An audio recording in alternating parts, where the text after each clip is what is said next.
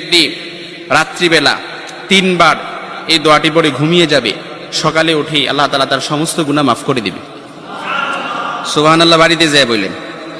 এই জন্য আজ রাতেই যদি এই দোয়াটি পড়ে ঘুমাতে পারেন, সকালে উঠে ফলাফল দেখবেন ইনশাআল্লাহুল আজিজ। দোয়াটি আমরা সবাই পারি, তবে আপনাদের মনোযোগ আকর্ষণ, আপনারা একটু আমার দিক অ্যাটাচমেন্ট বাড়ান।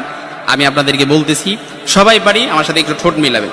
আস্তাগফিরুল্লাহাল্লাযী লা ইলাহা ইল্লা হুয়াল হাইয়ুল কাইয়্যুম ওয়া আতুবু ইলাইহি লা হাওলা ওয়ালা কুওয়াতা ইল্লা বিল্লাহিল আলিয়্যিল আযীম।